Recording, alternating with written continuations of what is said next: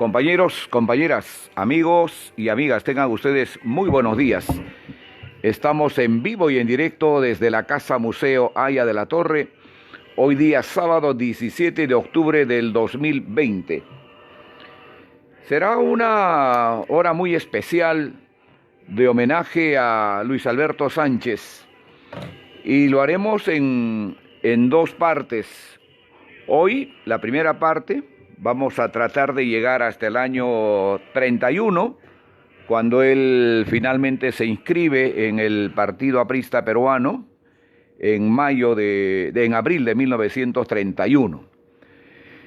Y luego la segunda parte será ya la etapa en la cual es militante del partido, a partir de ese tiempo, hasta donde obviamente nuestras posibilidades, por la enorme cantidad de lectura que hay en torno a este gran personaje, nos pueda brindar esa oportunidad. Pero antes yo quisiera tocar un tema que tiene que ver con el aspecto partidario.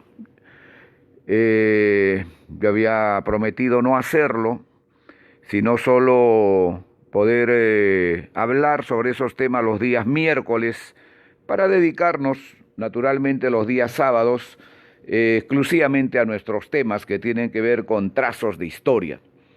Que dicho sea de paso, muy pronto tendremos programas bastante cortos en el canal de YouTube, que ya lo estamos alistando y que pronto estará lanzándose. Pero ustedes saben que hasta el 30 de septiembre cualquier ciudadano podía inscribirse en cualquier organización política. En el caso del APRA, naturalmente ha habido una convocatoria, creo que importante, no de las que hubiéramos esperado naturalmente, no eran los 100.000 de las que tanto hemos estado reclamando, sino se han inscrito aproximadamente 6.400, 6.500 nuevos afiliados. Pero la relación de estos inscritos debía ser mandado o enviado por la Secretaría Nacional de Organización del partido. Y hay una buena cantidad de compañeros y de compañeras, especialmente jóvenes, que se han inscrito, que han cumplido con todas las formalidades del caso, y por esas cosas que uno a veces no logra explicarse, no están y no figuran, ¿no es cierto?, en la lista que finalmente el partido ha enviado al registro de organizaciones políticas. Hoy día llamé bastante temprano al secretario nacional de organización para inquirir, para preguntar qué es lo que había pasado, porque puede haber ocurrido otra cosa que no es la que uno cree. Le puse una nota en el WhatsApp inclusive, y lamentablemente hasta esta hora no he recibido ninguna respuesta, ni por el teléfono ni por el WhatsApp. De manera que es bastante preocupante, ¿no? Y me preocupa más porque compañeros con larga trayectoria, con larga presencia en el partido, más allá de las discrepancias que podemos tener, que además ha sido siempre algo que en el partido ha existido y nunca ha sido eso un pecado, no figuren en el padrón, ¿no? Uno de ellos, y el primero, y me duele como aprista que soy porque lo conozco ya casi 50 años, es José Luis Delgado Núñez del Arco, ¿no? Nuestro conocido Pepe Lucho, discípulo directo de Haya de la Torre, parte del Buró Nacional de Conjunciones, que junto a su padre salían todos los miércoles con Víctor Raúl a almorzar aquí cerca de esta casa, que estuvo al lado de Víctor Raúl en todo momento, a cada rato, que fue el que de alguna manera hizo, ¿no es cierto?, que Haya de la Torre pudiera tener una candidatura victoriosa a la Asamblea Constituyente en 1978, es decir, cumpliendo todos los formatos que hay que están establecidos, no aparezca en el padrón otra vez. Nos parece bastante, por decirlo menos, sospechoso. Y detrás de él, muchísimos jóvenes que trabajan activamente en el partido, no solo ya en los temas que son cotidianos, sino también ahora muy atentos a las tareas que se cumplen en las redes, que están ahí batallando todos los días, pero al mismo tiempo están haciendo labor partidaria en los lugares donde ellos están, en sus centros de trabajo, en los lugares donde estudian, donde están presentes siempre. Cada uno de ellos tiene sus propias actividades de tipo partidaria. Y duele, les digo de verdad, que estos compañeros tan activos, con mucha promesa para el partido, no hayan sido considerados en el padrón del partido. Yo mismo tomé nota muy temprano el día de hoy de quiénes se trataba, y hasta donde hemos contado en este momento son como 14 o 15. Una de ellas es Julia Granada Rivera Dávila. El otro es Nicolás Javier Sabroso, nieto de Arturo Sabroso, del hombre que junto a Aya de la Torre forjó la jornada de las 8 horas de trabajo, el hombre que hizo la letra de la Marsellesa aprista. Su nieto está hoy empeñado en militar en el partido y no lo dejan. ¿Cómo es eso? Yo no conozco al joven, pero sería el primero en aplaudir su ingreso al partido. Es decir, el descendiente de toda una leyenda en el partido, el que firmó el acta de la fundación del Partido Aprista Peruano, ¿no lo quieren? ¿Qué es lo que pasa? ¿Qué es lo que sucede? ¿Qué es lo que han hecho? ¿Qué cosas existen en estas cosas menudas, minúsculas, pequeñas, absurdas? ¿Cómo pretenden manejar la organización del partido de esa manera? Con este tipo de trampas. Ya el día miércoles yo denuncié, por ejemplo, cómo eran las elecciones internas, rodeado de fraude, de truanes. Aquí nomás en Atevitarte votamos 33 y aparecieron 400 votantes. Por supuesto que todos ellos eran falsos. Un candidato apareció con 300 votos. Si votamos 33. En Surco votaron 15. En Miraflores votaron 21. En Coma votaron 50. Todo eso nos va a conducir a una situación bien difícil, cuando tengamos que enfrentar, ahora sí con la OMPE, las elecciones internas, ¿no? Me duele que este joven Nicolás Javier Sabroso, nieto de Arturo Sabroso, del gran líder sindical, no esté en el padrón del partido, ¿no? Dulce Denise Chávez, Alejandro Campana, Tania Luna ¿no es la compañera del Cusco? ¿No es esa compañera activa que está siempre presente en las actividades partidarias, que es la que escribe siempre en las redes, cusqueña, luchadora? ¿No está en el padrón? ¿Qué ha pasado ahí?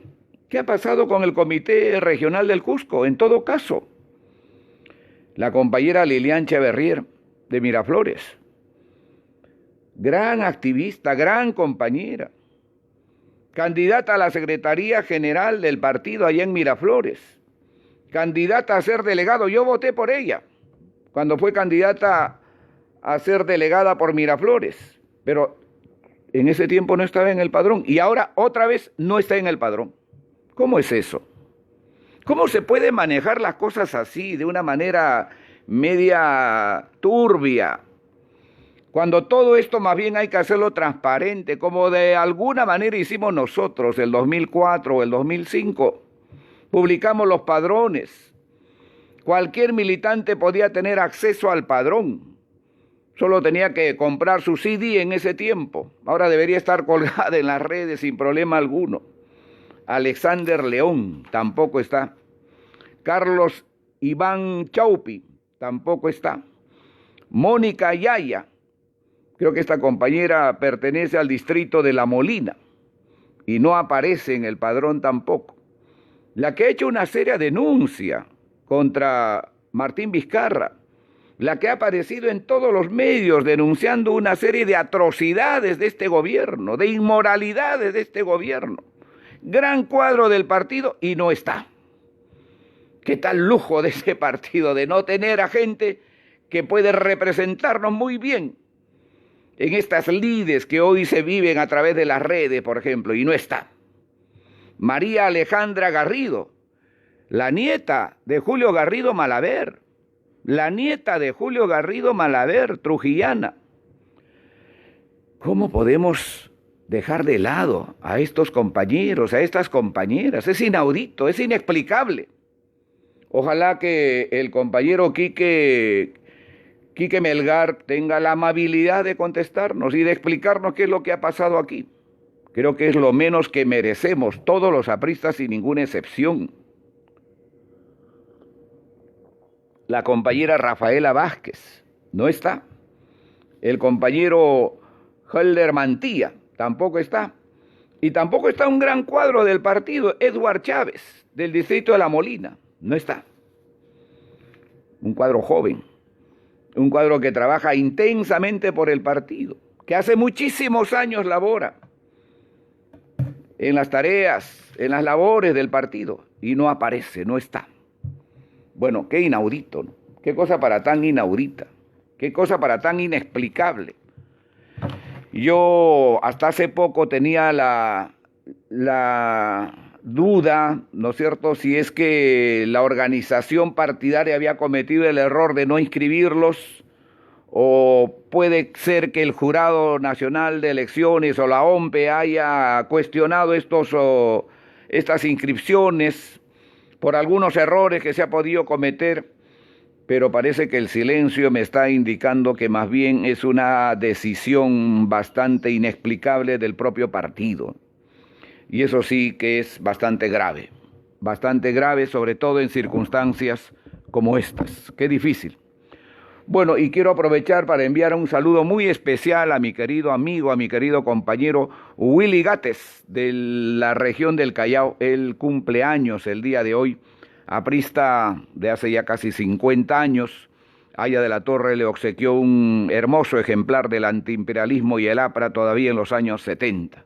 Un abrazo muy especial para mi querido amigo y compañero Bill Gates, como yo le digo, Willy Gates. Muy bien, y ahora sí vamos a ir a nuestro programa del día de hoy, queridos compañeros, que tiene que ver con la historia de Luis Alberto Sánchez. A veces esta introducción a uno lo descompagina en lo que más o menos ha preparado para el programa, ¿no? De manera que quiero poner un poquito de fondo de nuestra marsellesa para repensar otra vez lo que naturalmente vamos a tratar el día de hoy, y que tiene que ver con el homenaje a Luis Alberto Sánchez.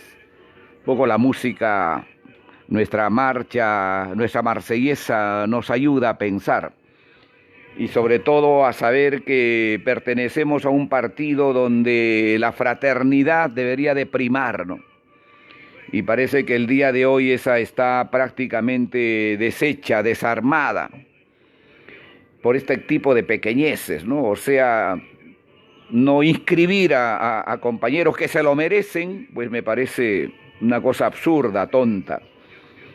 Yo tuve a mi cargo la Secretaría de Organización del partido y tengo alguna autoridad, ¿no? En 2004 a 2005 hicimos los padrones del partido y nadie quedó fuera, absolutamente nadie quedó fuera.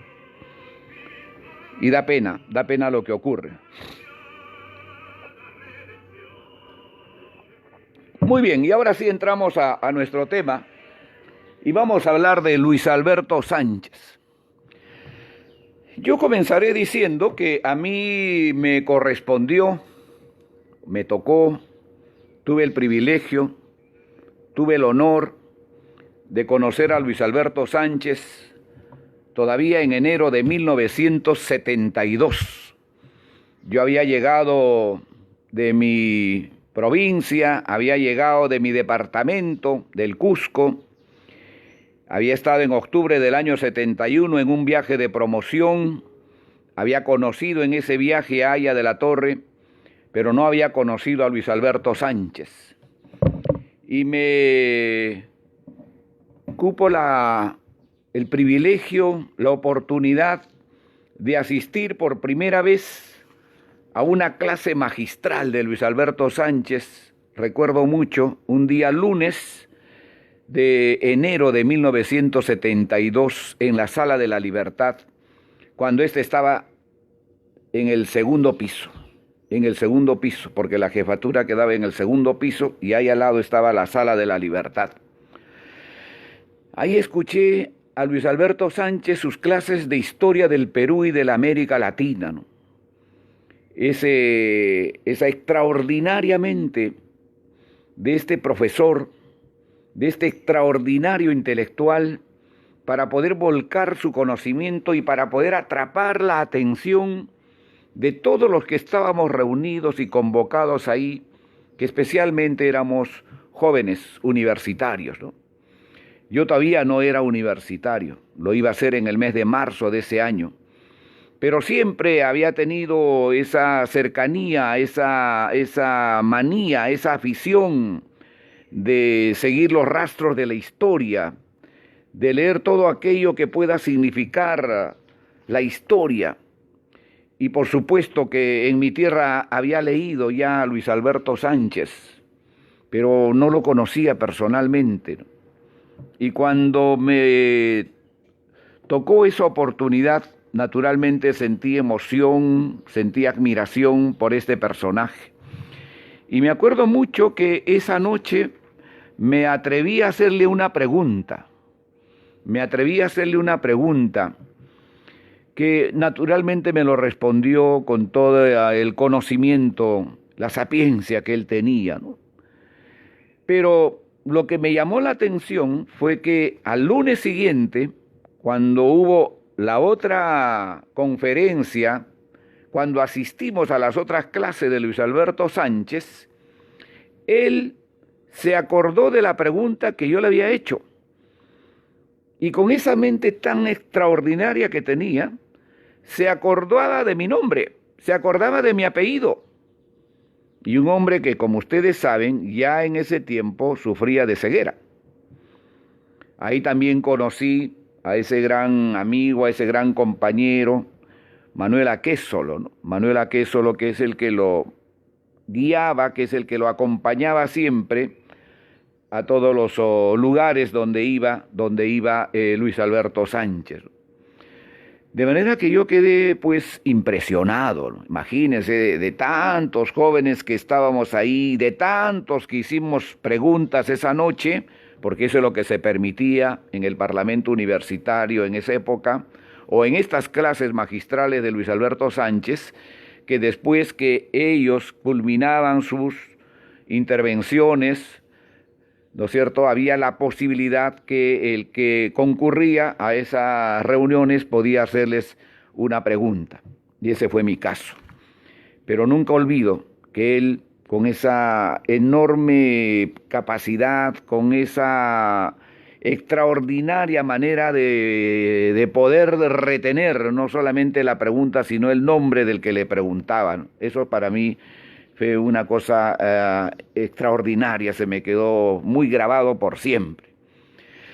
Yo no he sido tan cercano a Sánchez en el tiempo, en el lapso que he estado en el partido, porque mis primeros años naturalmente han estado muy cercanos más bien a Víctor Raúl, ¿no?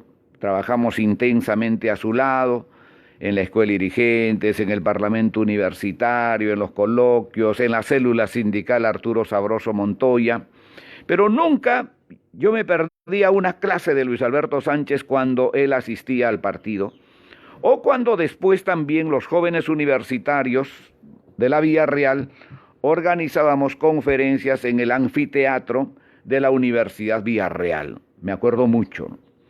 Y entonces era pues un lleno total, ¿no? Cientos de jóvenes. Ese local es bastante grande, creo que ahí entra más de 1000 personas. Está en el segundo piso del local central de la Villarreal. Entonces era todo un acontecimiento, pues la ida de Sánchez, la llegada de Luis Alberto Sánchez, ¿no? Era todo un personaje. todo un personaje. Ese es mi recuerdo de él. Y naturalmente era uno de los pocos apristas en ese tiempo que tenía mucha presencia en los medios, que tenía mucha presencia en la radio, en los canales en los canales de televisión, escribía en los periódicos, ¿no es cierto? Era columnista, no sé si de la revista Ya Caretas en ese tiempo, pero tenía una fluidez para el trabajo y una presencia bastante importante, ¿no? Mucho más que otros del partido, mucho más, ¿no? Era el maestro Sánchez, era el profesor Luis Alberto Sánchez, su voz era infaltable. Ahí en el YouTube inclusive ustedes van a encontrar una serie de grabaciones que él ha hecho, ¿no? Porque soy aprista, ¿no es cierto? Sus recuerdos de José Carlos Mariátegui, de Abraham Valdelomar, de Manuel González Prada, de Aya de la Torre. Es decir, cuando uno entra a escuchar todo lo que Luis Alberto Sánchez grababa en ese tiempo, filmaba en ese tiempo para la radio, para la televisión, es impresionante. Es para quedarse de amanecida. Yo me he quedado varias veces de amanecida escuchándolo y uno nunca se cansa, ¿no? Y uno nunca se cansa. El día de hoy no vamos a hablar de ese Luis Alberto Sánchez, que ya creo que esta semana se ha repetido de una manera insistente, ¿no? Vale decir sobre su biografía, vale decir sobre sus obras que él ha escrito, sobre la cantidad de libros que ha publicado, que muchos dicen que ha sido más de 100, ¿no es cierto? Que se le ha rendido una serie de homenajes, no como se lo merece, no como se lo merece. Creo que no ha habido esa expresión de, digamos, de la prensa grande en rendir un homenaje a Luis Alberto Sánchez, ¿no? Yo escuché en Radio Filarmonía el día domingo, ¿no es cierto? A propósito, es 102.7 de Luis Rodríguez Pastor, un homenaje a Luis Alberto Sánchez, ¿no? Que me impresionó bastante. Inclusive ahí él narra no solamente su biografía, sino la cantidad de libros que escribió, pone la grabación del YouTube, por ejemplo, de lo que dice Sánchez respecto a Manuel González Prada y creo que de José Carlos Mariátegui. Yo sí quisiera esta mañana, queridos compañeros, queridos amigos, referirme un poco a cómo Luis Alberto Sánchez, ¿no es cierto?, es visto más bien, o cómo ve él más bien a las personas con las cuales él se ligó en ese tiempo, que no ha sido tan tocada, que no ha sido tan vista en toda esta etapa, ¿no?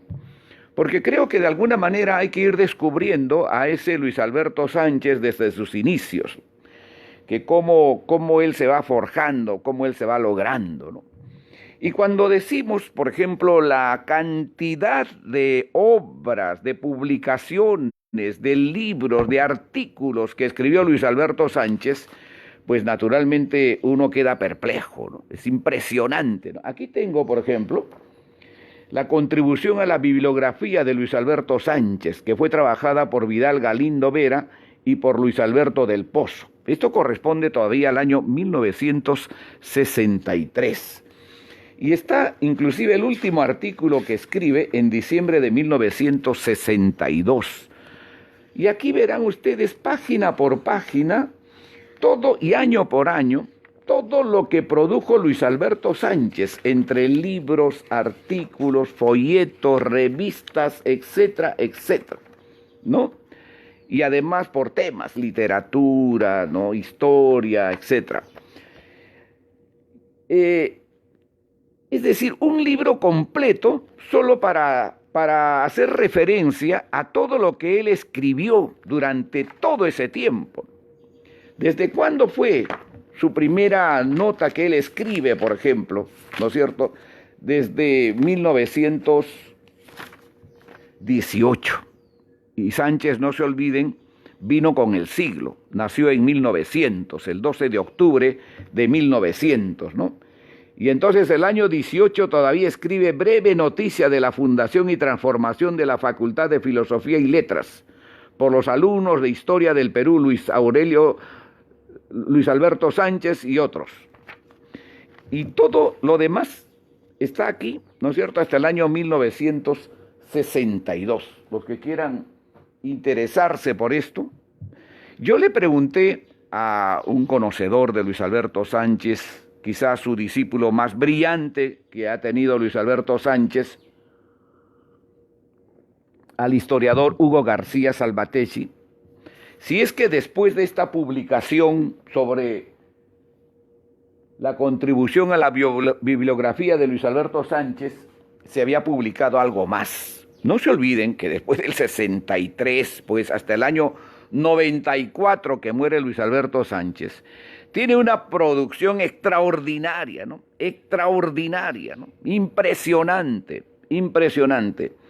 Él me ha dicho que no, que no hay otra publicación. Y que más bien sí se ha comprometido, ¿no es cierto?, a enviarnos, a entregarnos, nos vamos a ver con él la próxima semana, el día jueves, a entregarnos un libro que él ha escrito sobre Luis Alberto Sánchez, ¿no?, donde narra también hay esa parte tan importante de su relación, de su vinculación con Luis Alberto Sánchez. Nosotros aquí en el museo guardamos una pequeñísima parte de esa enorme producción de Sánchez, ¿no?, que son, se dice, más de 100 libros. Una parte de esto que está aquí, que ojalá ustedes lo estén viendo, ¿no es cierto?, que son como 30, 40 libros que están aquí lo voy poniendo, ¿no es cierto?, fue escrito por Luis Alberto Sánchez. Una buena parte de esto nos ha obsequiado para la biblioteca de Víctor Raúl nuestro querido amigo y compañero Hugo García Salvateschi. Entonces, es todo esto, miren, es impresionante, ¿no? Qué tal cantidad, no solamente en la cantidad, sino en la calidad de cada libro, ¿no?, de cada publicación, de cada edición. De manera que creo que esto es, y paro ahí, porque todavía hay mucho más, ¿no? Paro ahí.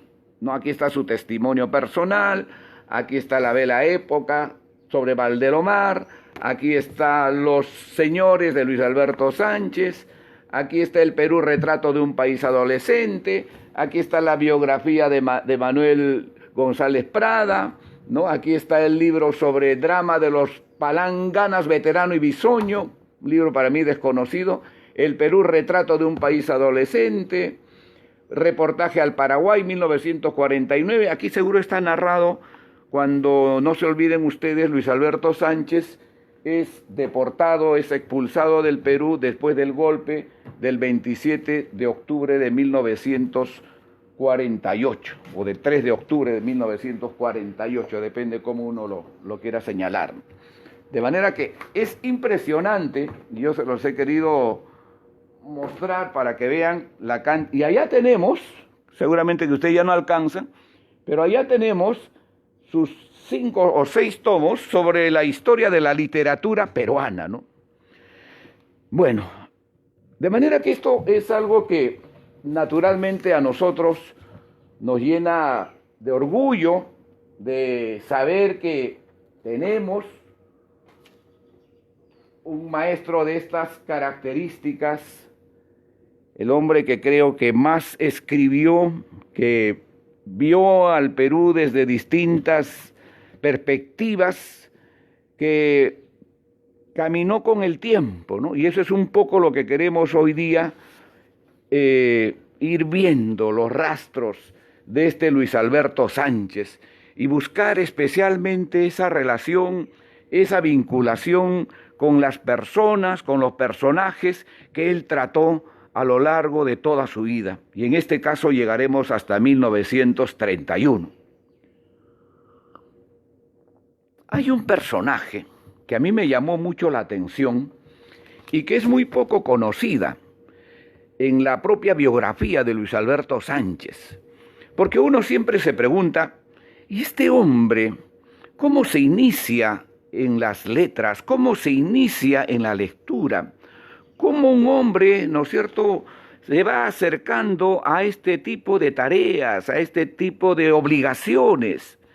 ¿Quién es el que lo va animando? ¿Quién lo anima a que este personaje pueda adentrarse en este tipo de actividades?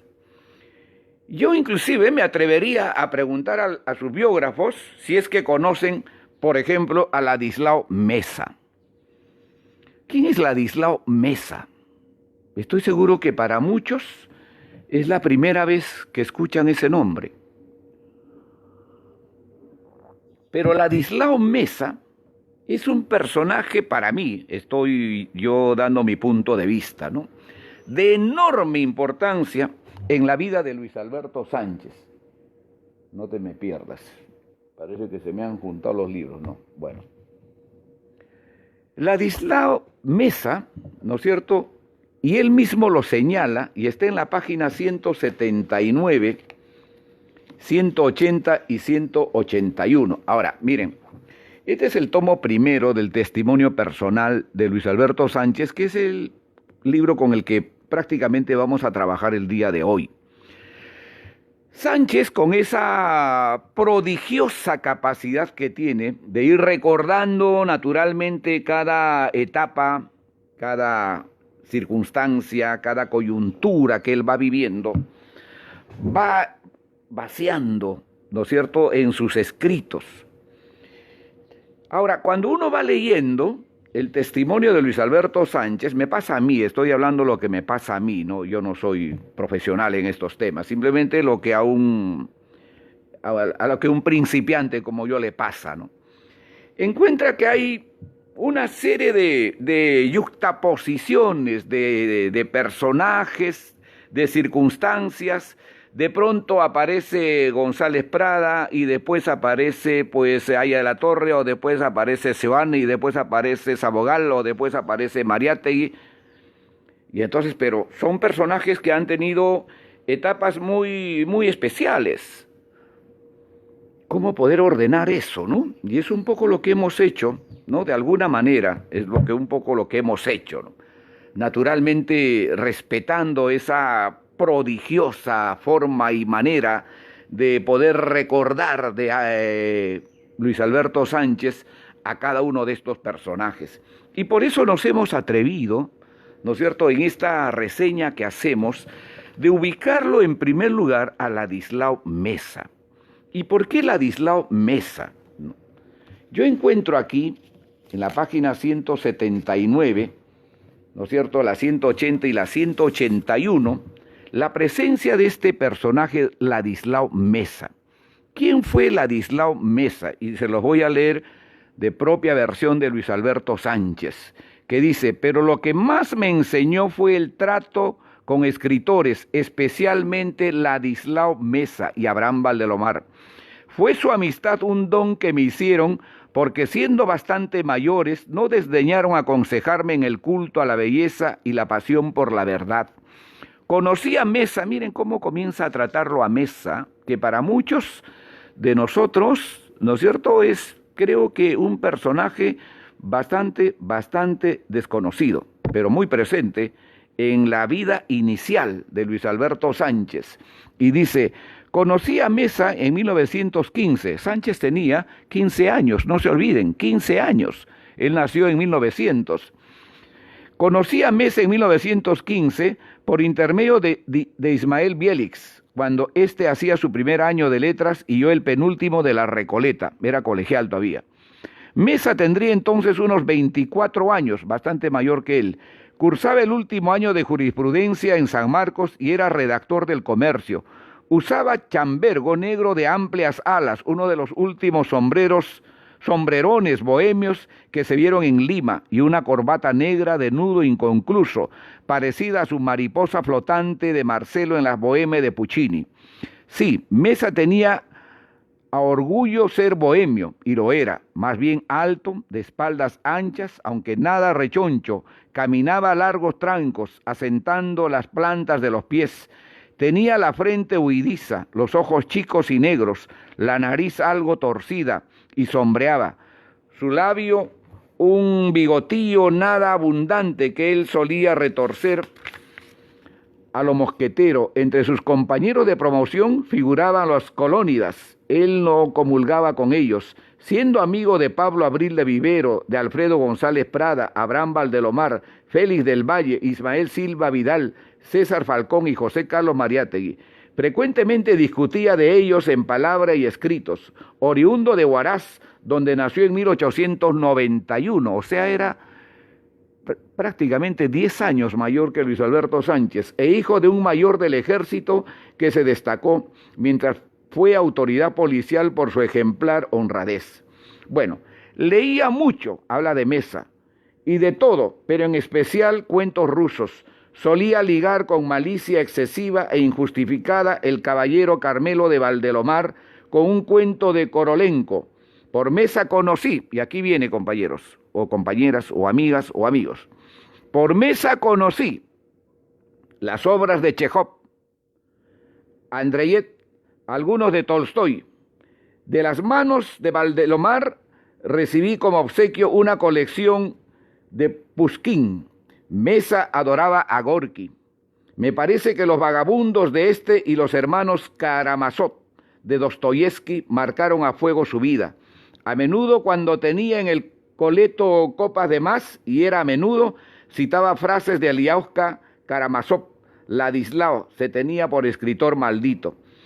Este hombre singular, se refiere a Mesa, fue uno de mis primeros amigos literarios y quien, repito, me introdujo en el mundo imprevisible de los escritores. Mesa. Ladislao Mesa. El que lo introduce, según Luis Alberto Sánchez, ¿no es cierto?, en el mundo imprevisible de los escritores. Ladislao Mesa, ¿no? Vamos descubriendo estas nuevas vertientes, ¿no?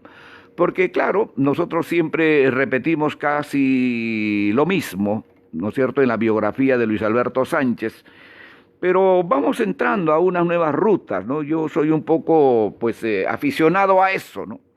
No soy historiador, pero sí me gusta ir escarbando, auscultando esas nuevas vertientes que para mí son un poco las que originaron en suma lo que después va a ser el personaje, como en este caso a Luis Alberto Sánchez. Yo les confieso particularmente, antes de haber leído el testimonio de Sánchez, no había escuchado hablar de Ladislao Mesa en ninguna conferencia, ¿no? Este testimonio de Sánchez, pues, lo hemos leído hace muchísimos años, ¿no? Lo estoy releyendo. Y en la relectura, como ocurre a veces, o como ocurre siempre, uno va descubriendo, ¿no? Uno va encontrando estas nuevas formas y maneras de conocer al personaje que en este caso lo ha escrito, y es el caso de Luis Alberto Sánchez, ¿no? Este hombre singular fue uno de mis primeros amigos literarios y quien, repito, me introdujo en el mundo imprevisible de los escritores. Con desprendimientos inigualable y conmovedor, no solo nos regalaba al Chino Bielix y a mí entradas de teatro, sino que nos convidaba a tomar el lonche de las 5 de la tarde, pero nunca una copa. Íbamos al Café del Águila y al Dorado de la calle de Platero de San Pedro o el Péndola de los Plateros de San Agustín, en cuyos altos habitaría años después Aya de la Torre. Bueno, entonces Ladislao Mesa, ¿no? Es un poco largo el relato que hace sobre Ladislao Mesa. Ustedes lo pueden encontrar en este primer tomo hasta la página 182, 180, 181 y 182 de este testimonio personal. Entonces, Ladislao Mesa, ¿no? La importancia que tiene en la vida inicial, en los inicios de Luis Alberto Sánchez, ¿no? De Luis Alberto Sánchez. ¿Qué otra cosa para nosotros es muy importante, ¿no? Cuando Luis Alberto Sánchez está en la universidad y se va a graduar de doctor en letras, va a tener su primer encontronazo con lo que después, como ocurrió también con el APRA, serán nuestros enemigos jurados, que batallarán contra nosotros durante todo este tiempo, quizás hasta hoy día mismo, que nos calumniarán, nos difamarán, que harán lo posible por alejarnos del pueblo, por alejarnos de las Fuerzas Armadas, como lo consiguieron en algún momento.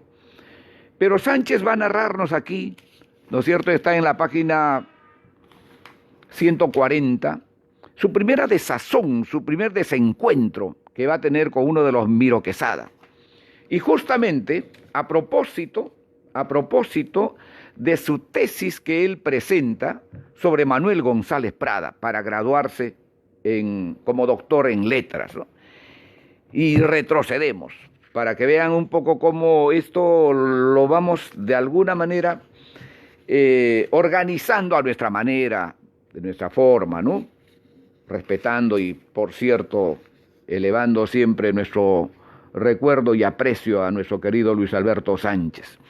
Y entonces, en la página 140, recordando esa etapa de 1922, cuando Luis Alberto Sánchez va a graduarse como doctor en letras, su desencuentro con los Miro Quesada, con Luis Miro Quesada. Años antes, naturalmente, que era lo que vamos a retroceder en algún momento, ya había ocurrido la reforma universitaria en 1919, ya había ocurrido el Congreso en el Cusco en 1920, ya había ocurrido su encuentro con Haya de la Torre, ya había ocurrido su relación y su vinculación con Manuel Seoane, que lo vamos a ir viendo. Pero yo voy a Manuel González Prada porque es lo primero que se le va a presentar en este caso a Luis Alberto Sánchez. ¿Y qué cosa nos cuenta Luis Alberto Sánchez en la página 140 de su primer tomo sobre este desencuentro que va a tener con los Miro Quesada? Dice: para el doctorado presenté una tesis titulado Elogio de don Manuel González Prada, que fue bien calificada, pero el día del grado me sorprendió algo muy sui generis. Hicieron pasar antes que a mí a otro graduando. Cuando éste concluyó, Miro Quesada, que presidía, anunció que se levantaba la sesión. O sea, le tocaba a Luis Alberto Sánchez exponer su tesis, exponer su trabajo, y este señor, Miro Quesada, sabiendo eso, se levantó para no dar lugar a que él pudiera exponer su tesis ese día. Pero Vice, conocedor de la intriga, me había prevenido por medio de Doit y Lora, subsecretario de la facultad, y luego me informó: mira, hijo, siéntate en primera fila y apenas termine el grado de X, tú subes al estrado y te sientas en la silla del graduado, a ver que te saquen de ahí. Si no lo haces, estás perdido. Gracias a ese consejo de don Carlos se frustró el atropello. Al concluir mi grado, Miro Quesada me dijo en tono de reconvención: doctor Sánchez, ha hecho usted mal en ocuparse de González Prada y en tratar el tema como lo ha tratado. No sabía yo hasta ese momento que Miro Quesada había formado parte de la pandilla que, saliendo del comercio, asaltó el periódico La Idea Libre, refriega en la que murió uno de los asaltantes, un señor Pasos Varela. La Idea Libre estaba dirigido por Glicerio Tázara, y en ella colaboraba González Prada. Ocurrió aquello en 1905. Me enteré de los pormenores solo después de escudriñar la vida de González Prada para mi libro Don Manuel. Don Glicerio Tázara, cuya fotografía hemos recuperado y la tenemos aquí en el Museo de Manuel González Prada, ¿no es cierto?, escribía en esta revista de este director Glicerio Tázara, un gran anarquista, 1905, y a eso es lo que se refiere en este caso Luis Alberto Sánchez, ¿no? Glicerio Tázara es un anarquista, periodista de esa época de 1905, en la que habla justamente Luis Alberto Sánchez, a quien creo que de una u otra manera hay que recuperar en su expresión tan alta que tuvo, ¿no es cierto?, en propagar las ideas libertarias del anarquismo. Y luego, y esto a propósito lo he puesto ahí, para ver su relación que él va a tener, en este caso, Luis Alberto Sánchez, con don Manuel González Prada. ¿Cómo es que lo conoce? Si Manuel González Prada murió en 1918 y él en 1918 tenía 18 años. Para que vean esa extraordinaria actividad de este joven que con 15 años, con 16 años, ya estaba pues muy entrometido, ¿no es cierto?, en los temas literarios, en los temas de González Prada. Y en la página 232, y otra vez volvemos adelante, vamos para atrás, pero poniendo un poco, ¿no es cierto?, no de orden, sino poniendo un poco, ¿dónde estás? 232, ajá, aquí está. Entonces, ¿qué nos cuenta Luis Alberto Sánchez de Manuel González Prada, ¿no? En la página 232, él relata esa impresión que le va a causar, ¿no es cierto?, lo que va a sentir con la muerte de Manuel González Prada. Y dice: una tarde lejana me remonto a julio de 1918, descubrí en sus claustros algo que después ha sido imborrable y pertinaz, mi profunda adhesión a González Prada y el impacto de su obra en mi modo de pensar y actuar.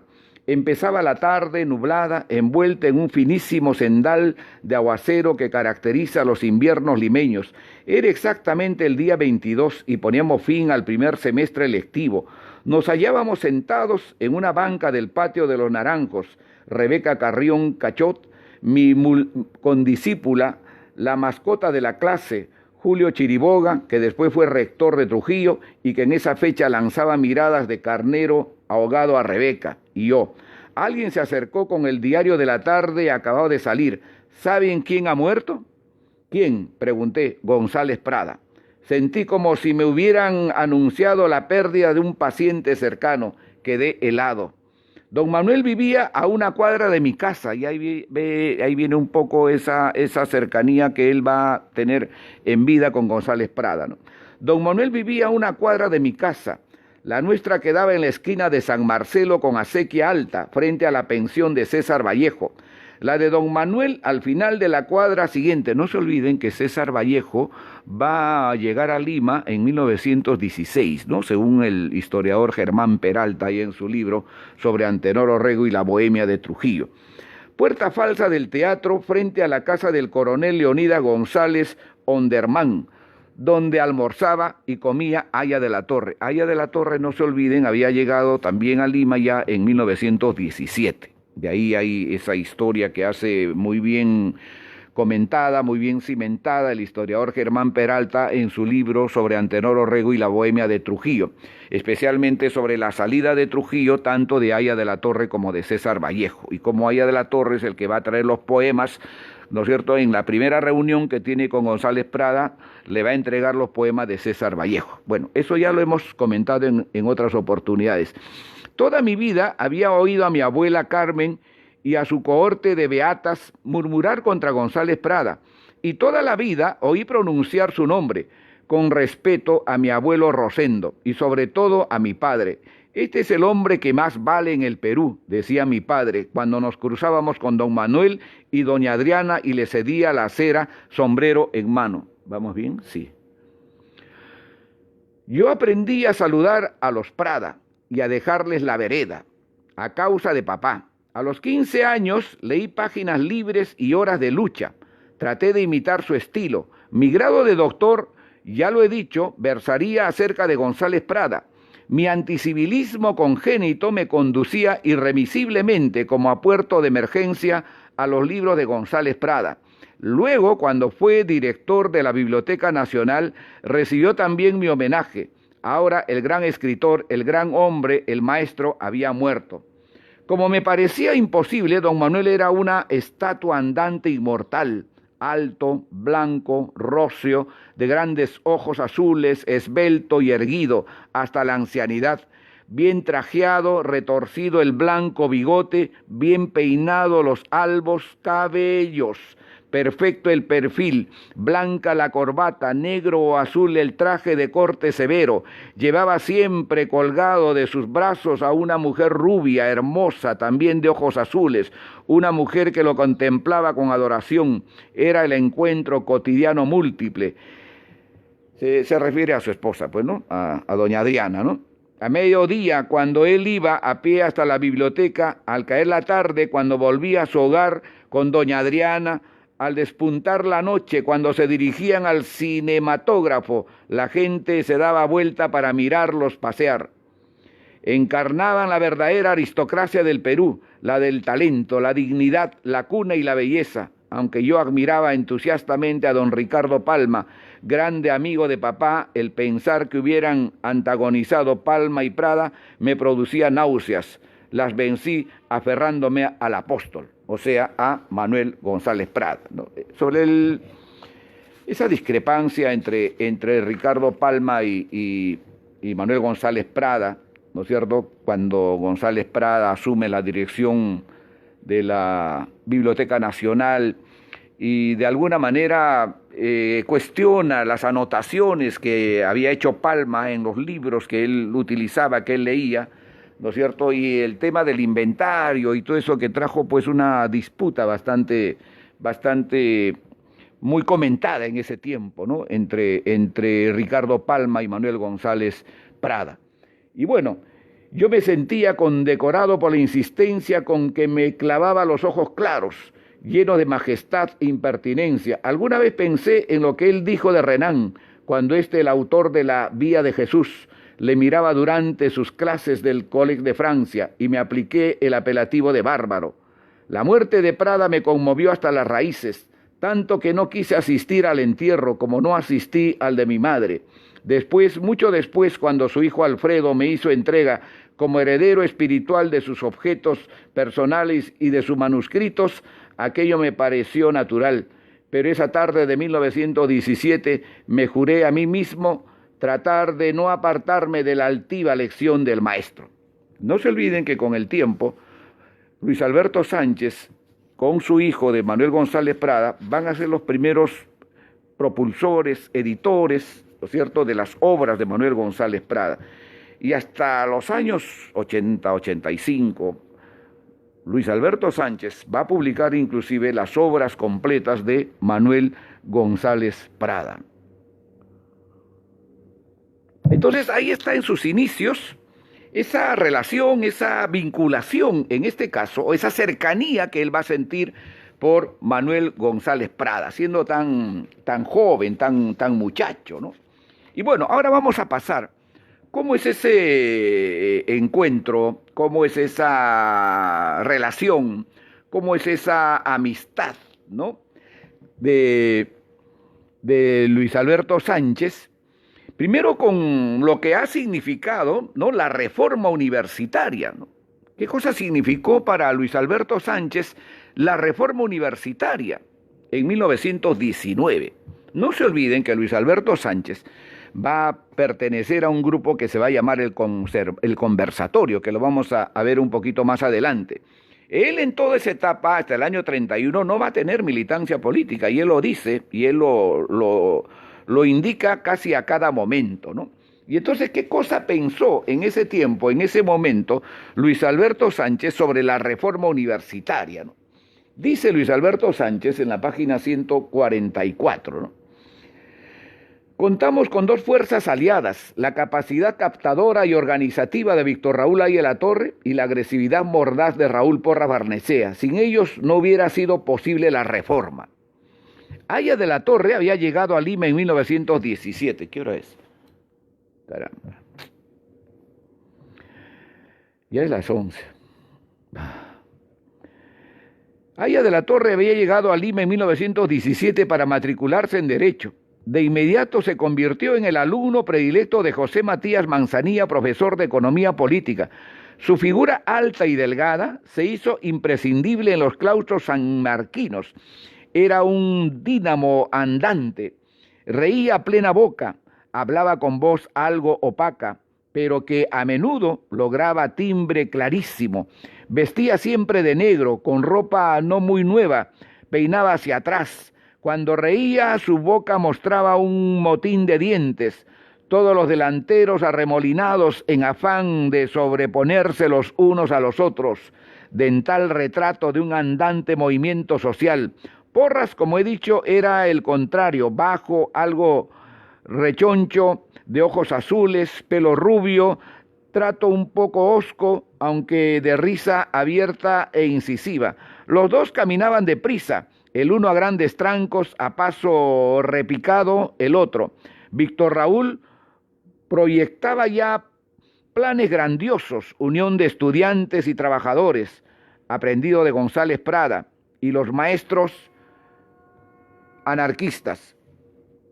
leídos en Trujillo: transformación de la universidad, adopción de nuevos métodos, discusión libre, acercamiento a los sindicatos. Raúl prefería fortalecer la investigación, pero no desdeñaba la extensión universitaria.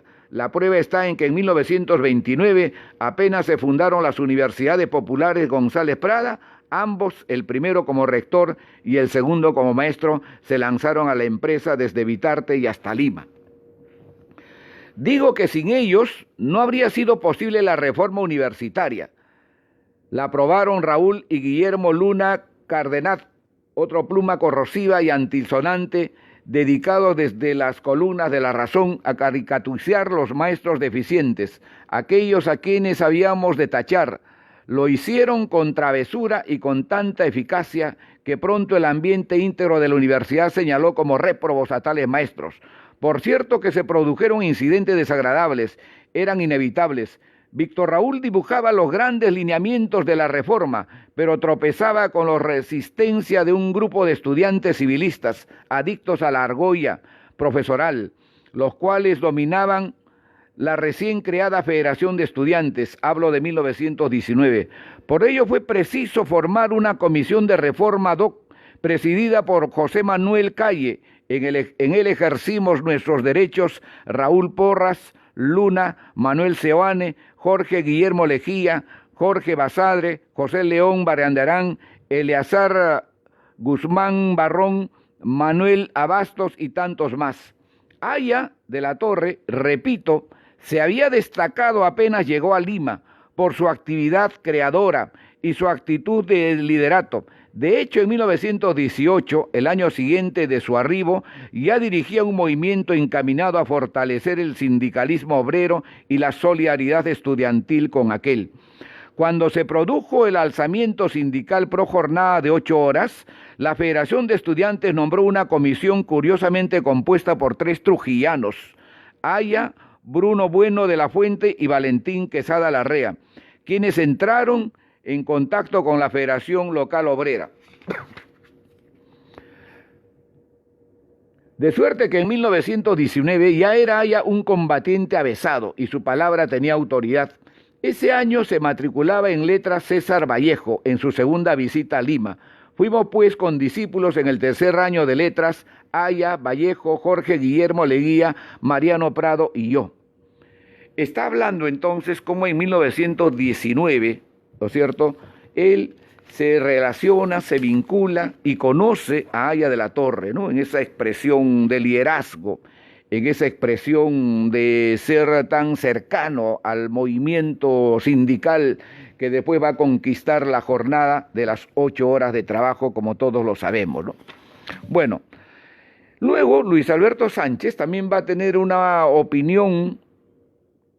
Pudo haber participado, pero no lo hizo, por las cosas que él va a narrar después, ¿no?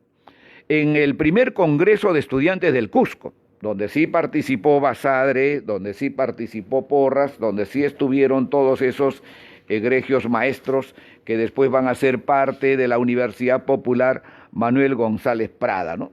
Y entonces el Congreso de Estudiantes del Cusco, según Luis Alberto Sánchez, en la página 147 y 148 cuenta lo siguiente, ¿no?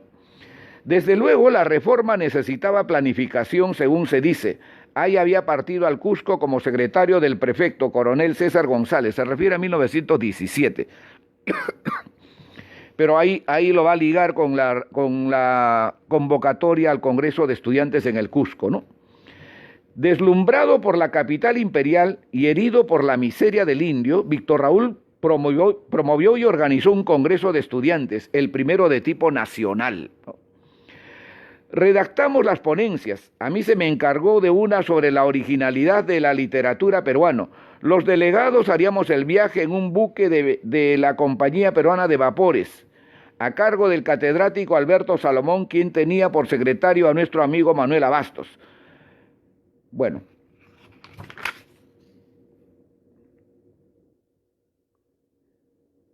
El Congreso Estudiantil del Cusco señaló las bases de nuestra revolución universitaria y proporcionó las ideas matrices del futuro Frente de Trabajadores Manuales e Intelectuales de 1923, ¿no?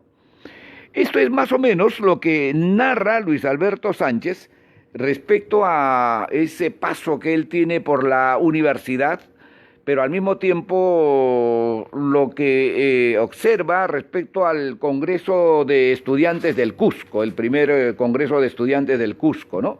En 1920. Pero ¿qué grupo integraba en este caso, en ese tiempo, Luis Alberto Sánchez? ¿No? Como estamos viendo aquí, qué cosa organizada existía entonces en ese momento, ¿no? Luis Alberto Sánchez resalta aquí en su primer tomo, en su testimonio, esa organización que entonces hubo de estos jóvenes que se comprometieron a revisar, a cuestionar la historia de nuestro país, la historia del Perú, y a promover, ¿no es cierto?, una manera y una de ver el Perú desde ese momento. Se llamó el Conversatorio. ¿Y quiénes integraron el Conversatorio? Está en la página 142 y 143, ¿no? Para ver más o menos cómo Luis Alberto Sánchez se va integrando más en estos grupos que se llamó el Conversatorio. Y dice lo siguiente: el Conversatorio se materializa en una serie de conferencias. Aquí está, de allí que recogiendo las sugestiones de los dos maestros de historia y de Belaúnde, promotor de varias aventuras intelectuales, resolviéramos estudiar al margen de todo criterio tradicional los orígenes y el desarrollo del movimiento emancipador del y en el Perú. Queríamos producir una nueva historia de ese periodo para el entonces próximo primer centenario de la independencia a celebrarse el 28 de julio de 1921. A propósito, ya viene el bicentenario de la República, ¿no? Estos jóvenes se organizaron en ese tiempo para cuestionar, para revisar, para reescribir la historia del Perú en el primer centenario. Y quizá una pregunta válida sea hacernos: ¿qué cosa nosotros, en esta etapa, en este tiempo, como movimiento político, como APRA que somos, que hemos estado y somos parte de gran parte de la historia del Perú, le vamos a entregar en este bicentenario al Perú como una producción nuestra? ¿Qué es lo que vamos a hacer? ¿O nos vamos a pegar a lo que el ritmo oficial nos señale? ¿O nos vamos a pegar a esas comisiones que existen por uno o por otro lado? Creo que es importante reflexionar sobre esto, ¿no? Ya plantearemos algunos temas para más adelante y poder organizar un grupo de trabajo que pueda postular trabajos sobre este tiempo del aprismo en la historia del Perú. Bueno, y entonces sobre el Conversatorio, queríamos producir una nueva historia de ese periodo para el entonces próximo primer centenario de la independencia a celebrarse el 28 de julio de 1921. El Conversatorio se materializaría en una serie de conferencias de diferentes personas, todos estudiantes, y en torno de un tema central. Iniciamos así un auténtico complejo acerca de nuestra preemancipación. Cada conferencia debía imprimirse en un folleto. Cada ejemplar se vendía a 50 centavos. Con el total formaríamos una obra concordada y revisada. Empezamos con la conferencia de Jorge Guillermo Leguía, Lima en el siglo XVIII, que ha tenido varias ediciones, una bella estampa de aquella época. Siguió Raúl Porras con su brillante estudio sobre don José Joaquín de la Riva, el agudo y polémico clérigo que alternó loas a Abascal y a Bolívar. Yo di la tercera sobre los poetas de la Revolución, deteniéndome especialmente en Olmedo y tratando de enaltecer a Melgar, humillado por el desdén de sus exégetas. Fueron las tres únicas conferencias impresas. Los demás miembros del Conversatorio dieron las suyas esporádicamente, pero no las recogieron en folleto. Fueron miembros del Conversatorio los que aparecen en la ya histórica fotografía de Mundial, número extraordinario de julio de 1921, y algunos más, a saber, Raúl Porras, Jorge Guillermo Leguía, Víctor Raúl Haya de la Torre, no leyó su conferencia porque se marchó al Cusco. A ver, yo no sé si realmente, no, claro, Luis Alberto Sánchez, con esa grandeza que le caracteriza, con esa cercanía a Víctor Raúl, no incorpora el nombre de Haya de la Torre en este grupo, ¿no? Pero esa actividad tan constante de Haya de la Torre, esa labor tan diaria que él tenía, no solo en estar a la cabeza de las luchas sociales en ese tiempo, de haber comandado a los obreros, a los estudiantes, de haber fundado las universidades populares, Manuel González Prada, de haber hecho ese viaje que en algún momento lo hemos visto, lo hemos revisado, ¿no es cierto?, a los países cercanos, ¿no?, a Argentina, a Chile, a Uruguay, a Bolivia, le dio tiempo para participar en este conversatorio, ¿no? Yo particularmente creo que no, ¿no? Yo particularmente creo que no, pero bueno, ese es un tema que ya los historiadores con mayor acuciosidad, con las fuentes que hay que señalar siempre, podrán ubicar y podrán señalar. Porque este Haya de la Torre tan activo, tan presente en cada sitio y en cada lugar, y ahí nomás, no se olviden, ¿no? Después del 23 de mayo de 1923, él va a estar en una etapa en la clandestinidad, y luego en octubre de ese mismo año va a salir al exilio, después de caer prisionero. Entonces, yo valoro naturalmente esta expresión tan fraterna, tan amical, tan cercana, tan hermana de Luis Alberto Sánchez. Ricardo Vegas García le dio se marchó al Cusco, bueno, Ricardo sobre Cochrane, Manuel Abastos habló sobre Sánchez Carrión, Guillermo Carlos Moreira Pasoldán, José Quesada, José Luis Llosa Belaúnde, Jorge Basadre, el Benjamín, quien ha negado a veces su participación, y yo, la generación del conversatorio, cuya actividad coincide con el movimiento de la reforma universitaria, fue predominantemente historicista. La sombra de Vice nos amparaba. Hemos hecho un especial inclusive sobre Jorge Basadre y la historia del APRA, y un poco la forma y la manera bastante mezquina de sus referencias, ¿no es cierto?, a lo que constituyó este movimiento. Y esa distancia también que va a tomar con el propio Luis Alberto Sánchez, ¿no? Aunque en el prólogo de Historia del Perú, de Jorge Basadre, se reconoce nítidamente la primera etapa, esa relación, esa vinculación que hubo muy estrecha. Publicaron inclusive la primera obra juntos, Luis Alberto Sánchez y Jorge Basadre, no hay que olvidar eso, y que está reconocida también en la introducción, en el prólogo que hace Jorge Basadre a su historia del Perú, ¿no? Bueno, quizá eso podamos analizarlo en otro momento, porque es muy importante, ¿no? Porque acá nos señala Sánchez, por ejemplo, que a veces lo negó. Quien ha negado varias veces su participación se refiere a Jorge Basadre, ¿no?, en ese conversatorio, que fue un grupo, pues como ustedes han escuchado, de muchachos que después van a brillar, muchos de ellos pues con luz propia, ¿no?, en el firmamento cultural, en el firmamento literario, ¿no?, de la historia, de la poesía, ¿no?, grandes personajes, ¿no?, que fueron parte de ese conversatorio. Y yo siempre estoy pensando en lo que nosotros como movimiento, como organización, podemos hacer ahora que estamos muy cercanos al bicentenario, ¿no?, al bicentenario.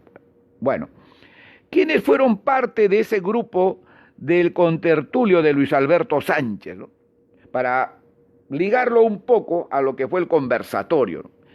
Y ahí nos vamos a saltar hasta la página 254, para darnos cuenta cómo esa capacidad de Luis Alberto Sánchez de ir recordando pues los temas, no siempre de una manera correlativa, sino que ahí un poco nos va desubicando para luego encontrarlo otra vez más adelante, ¿no?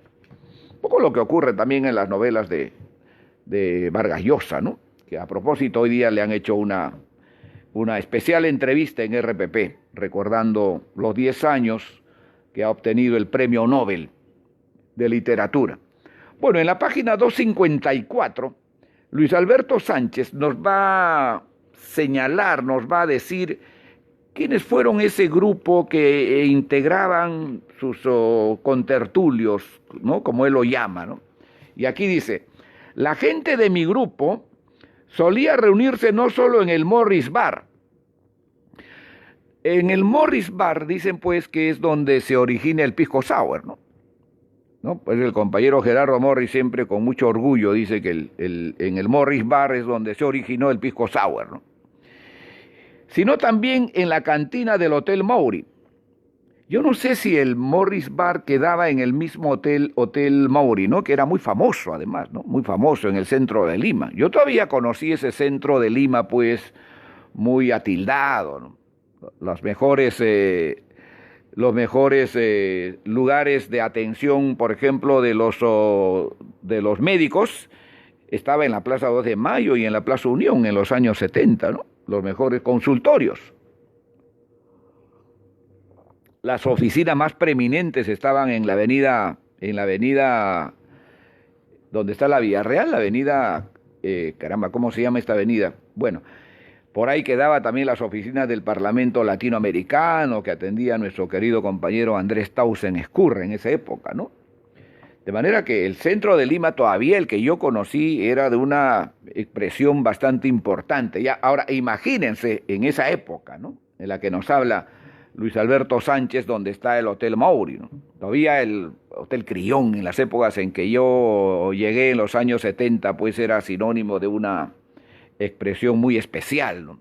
Ahí inclusive tenía su sitio de trabajo, su lugar de vivienda, inclusive el famoso empresario pesquero Luis Banquero Rossi, ¿no? Que después lamentablemente fue asesinado. Dice Luis Alberto Sánchez, la gente de mi grupo solía reunirse no solo en el Morris Bar, sino también en la cantina del Hotel Maury y en un restaurante alemán de la calle de Pescadería, situado en la acera del frente de la Intendencia de Policía. Ahí servían unos chops magníficos. El consumo se contaba por la asientavasos de cartón que a veces sumaban 12 por cabeza. Esto ocurría sobre todo cuando José Ángel Escalante era miembro de la partida. En realidad nos juntábamos indistintamente Jorge Basadre, Elías Ponce Rodríguez, Rafael Pareja, Carlos E. Ismael Bielix, José Díez Canseco y José Ángel Escalante. Almorzábamos en un restaurante francés llamado Astoria, cuyo dueño era un marsellés medio visco apellidado Grandejian, el cual tenía una mujer con una linda estampa de potranca de Normandía y unos cabellos de Valquiria. Basadre demostraba intensa afición al goce de la vida, trataba de cultivar la esgrima. Los cócteles no le dañaban el hígado, amaba el amor en todas estas manifestaciones, conversaba, escribía, se entusiasmaba. Un poco, pues, el vivir diario de estos personajes, ¿no? Que no todo era estar enclaustrados, que no todo era estar encerrados, que no todo era estar siempre en la lectura, como a veces muchos, pues, hemos creído, ¿no? Que así ha sido, ¿no? Y no, pues, no era así. Inclusive, más adelante, ojalá haya oportunidad de llegar a esa parte, Luis Alberto Sánchez era abogado del distrito, del municipio de La Victoria, y él cuenta ahí cómo esas casas donde se ejercía la prostitución eran, en este caso, registradas por este municipio donde él era parte, ¿no? El municipio de La Victoria. Bueno, en realidad nos juntábamos, bueno, Basadre demostraba, ya leí esa parte, desde luego no era el suyo el fervor extravertido de Pepe Canseco. Este acababa de insurgir por usar un verbo grato a los pedantes en las letras, primero con unos versos criollos imitando dentro de la temática vernacular los romances de García Lorca y luego con sus narraciones criollas. Acostumbraba a asistir como Basadre, Espelucín y yo a las tertulias de Amauta. Colaboraba en la revista semanal que acogió sus romances. En Amauta publicó su novela corta El Gaviota. Pepe Canseco se consagró desde entonces a la bohemia y a la narración. Bueno, y continúa, ¿no? Y continúa y es bastante largo, ¿no? Está en la página 255, 256 y 257, un poco para conocer quiénes eran los que estaban al lado de Luis Alberto Sánchez en esa época, como él los llama, los contertulios, ¿no? Los contertulios de Luis Alberto Sánchez, ¿no? Que está en la página 254 o 255. ¿Cómo conoció Luis Alberto Sánchez a Manuel Seoane, ¿no? No se olviden que Seoane es el que de una u otra manera lo estimula, prácticamente no lo obliga, sino que lo anima a que Luis Alberto Sánchez pudiera ser militante del APRA, ¿no? Y lo va a lograr en abril de 1931. Con Manuel Seoane pues van a tener una relación muy estrecha cuando va a comenzar la diáspora, después de 1932, cuando ambos, siendo constituyentes, van a ser expulsados del país, ¿no? Pero nos interesa saber los prolegómenos, nos interesa saber el prefacio, porque a veces ya muchos, o la mayoría, conocemos, ¿no?, lo que pasó después del 32, cuando ambos fueron deportados, cuando en Chile, ¿no es cierto?, trabajaron en Ercilla, uno director, el otro subdirector, promovieron una gran revista, publicaron una buena cantidad de libros, etcétera, etcétera. Cambiaron el rostro del periodismo en Chile, acogieron a muchos exiliados, etcétera, etcétera, pero no conocemos, o conocemos muy poco. ¿Cómo fue esos inicios, ¿no?, para tomar un poco el título del libro de Armando Villanueva del Campo, ¿no?, los inicios? ¿Cómo fue ese comienzo, esa relación? Y yo me preocupo mucho en eso, ¿no?, porque son cosas que conocemos muy poco. 254, lo tengo que poner en su sitio porque a veces se me pierde y yo después tengo problemas para ir ubicándolos. ¿Cómo conoció a Manuel Seoane, ¿no? Y está en la página 190 y regresamos a la página 190 para poder ubicar esta parte en la cual él nos va a contar su relación, su vinculación, ¿no?, con Manuel Seoane. Ojo que estamos en esa etapa donde todavía él no es militante, ¿no? Él es más bien parte de ese conversatorio, es parte más bien de todo ese grupo que va auscultando, que va revisando la historia. Él va publicando ya una serie de obras, ¿no?, como muy bien lo hemos visto ya en anterior oportunidad.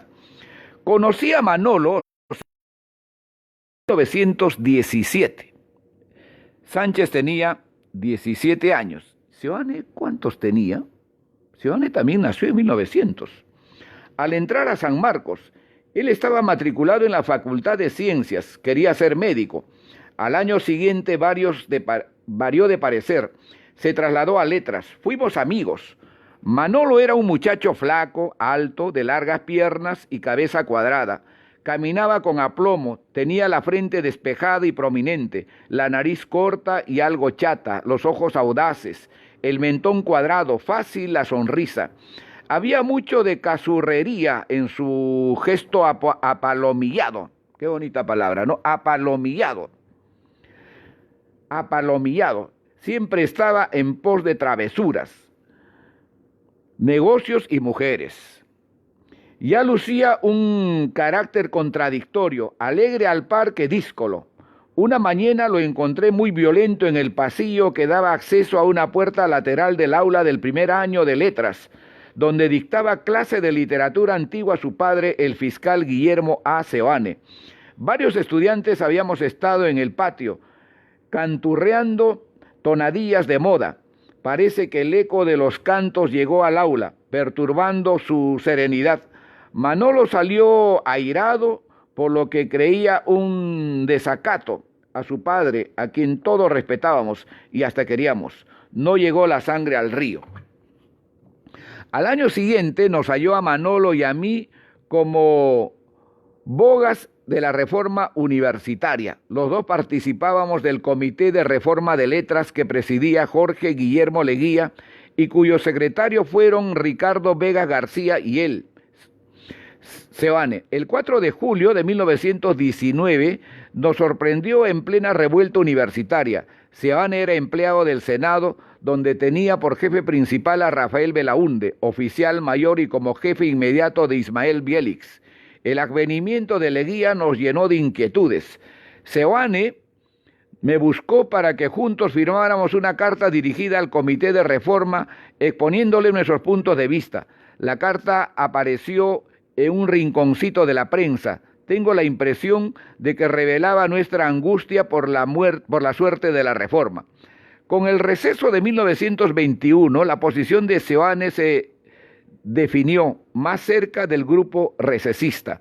La Federación de Estudiantes, con sede en el Palacio de la Exposición, fue el teatro de sus nuevas actividades.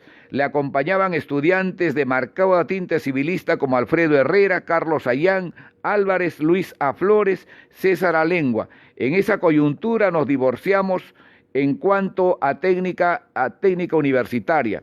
Seoane, que había salido ya del Senado, poseía un viejo automóvil Ford en el que, por humorada, hacía a veces de chofer público. Un día condujo al rector Villarán de un barrio a otro sin que éste lo reconociera. Seoane se comportó con él como un magnífico chofer profesional, cobrándole la carrera. Luego se moría de risa contando el episodio. Como le gustaba también el deporte, solía ir todos los días al Club Regatas Lima, donde se relacionó más íntimamente con Aya de la Torre, consuetudinario boga y nadador, recién regresado de Buenos Aires. Claro, está hablando del año 22, ¿no? Cuando Aya de la Torre dio esa gira por Argentina, por Uruguay, por Chile y por Bolivia, ¿no? A ella gustaba de entonar con su desafinada y ronca voz tangos de moda, uno de ellos Loca. Seoane le llevaba el compás. Yo había fundado entonces una revista deportiva con Gonzalo More, se titulaba Aire Libre, lo editaba Mundial. Después de 1924, la publicación con José Arnillas. En una de las carátulas presentábamos la fotografía de Edgardo Seoane, estudiante de agricultura, hermano de Manolo, ganando una carrera de 100 metros. Edgardo Seoane fue acción populista, ¿no? Inclusive después del golpe de Velasco, él tomó distancias de Acción Popular Oficial y formó otro movimiento, ¿no? Viajé al extranjero en 1923. A mi regreso encontré a Manolo como propietario de una tienda de artículos de hombre en la calle de Núñez. Era un sucucho pintoresco al que Seoane prestaba el aliciente de su conversación y picardías criollas. Además, nos atraía una empleada buenamoza, joven e inquieta, llamada Rebeca Yáñez, el que menos trataba de echar su guachito en el asunto, por ver si sacaba la lotería. La suerte acabó siendo contraria a Rebeca, le hizo víctima de un destino ingrato. En mi ausencia de 1923 habían sucedido cosas. Víctor Raúl fue electo presidente de la Federación de Estudiantes, en rivalidad con Seoane, a quien apoyaban Herrera, Sayán, Flores, los civilistas de San Marcos. Luego, al saberse del apresamiento de Aya, Seoane reaccionó gallardamente y se compuso la fórmula, Aya de presidente y Seoane de vicepresidente. Ocurrió el 2 o 3 de octubre. Víctor fue desterrado el 9. Ustedes saben que uno de los pocos personajes que podía decirle Víctor a Aya de la Torre era Luis Alberto Sánchez, ¿no? Nunca, por lo menos que yo escuché, y además en los relatos y en los libros, nunca le llamó jefe, nunca le llamó por el apellido, siempre lo llamó Víctor. Y así también en los discursos que daba Luis Alberto Sánchez, ya sea en el aula magna o en Alfonso Ugarte, comenzaba saludando a Víctor, ¿no?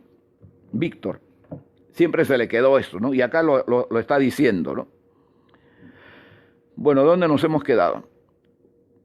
Víctor fue desterrado el 9, después de una semana de huelga de hambre en la prisión de San Lorenzo. A ver, Aya de la Torre, después del 23 de mayo de 1923, va a entrar en una etapa de clandestinidad, ¿no? Y lo que nos dice Sánchez es que fue capturado entre el 3 o 4 de octubre de ese mismo año y fue deportado el 9 aproximadamente. Inmediatamente de mi regreso me buscó Manolo. Me condujo a la imprenta proletaria en la avenida Grau, donde se editaba el periódico órgano de la Federación de Estudiantes. Era una especie de sótano en una casita modesta, de modesta apariencia. Allí conocí a los líderes obreros, Arturo Sabroso, Samuel Ríos y Samuel Vázquez, quienes serían entrañables amigos y compañeros del partido. Luego fuimos a almorzar al restaurante Venecia en la calle Pileta de la Merced.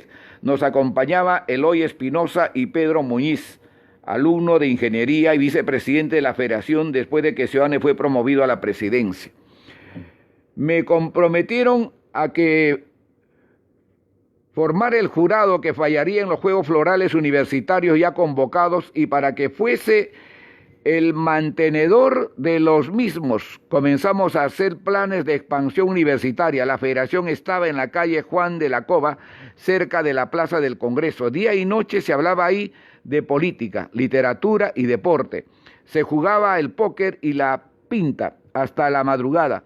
Cuando se instaló el nuevo comité hubo fiesta larga. En el paroxismo de la medianoche nos lanzamos a cantar tangos de moda. Seoane, El Pichón, Alvarío y yo. Alvarío era un mayor del ejército, maestro de esgrima y diplomado de aviador en la Escuela Argentina del Palomar.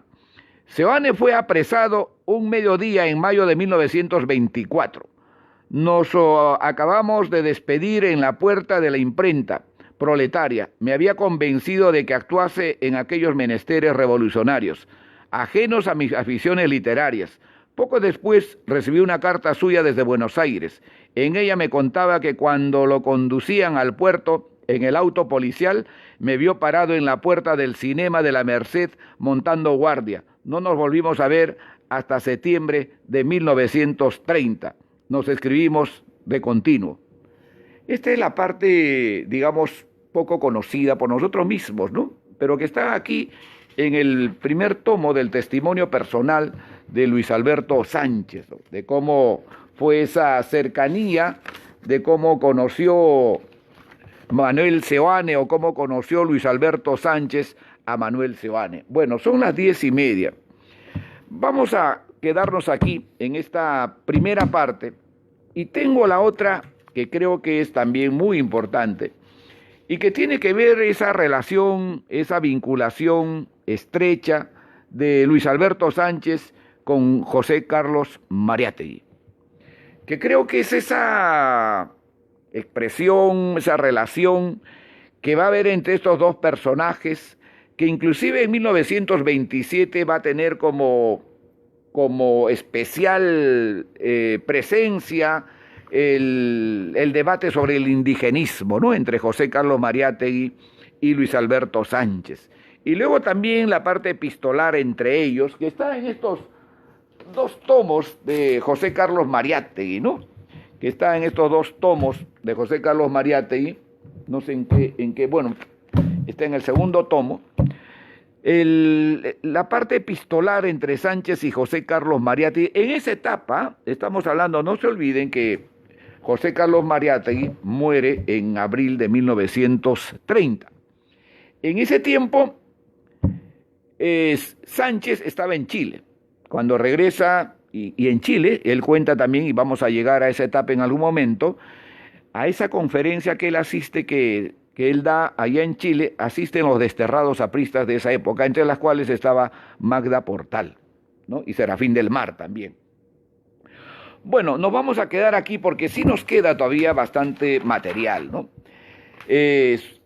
Sobre todo esa relación, esa vinculación con José Carlos Mariátegui, su relación con Abraham Valdelomar, ese viaje a Chile, su presencia en Chile, y su relación y su vinculación, según él, ¿no es cierto?, bastante distante de la verdad con Augusto B. Leguía, ¿no?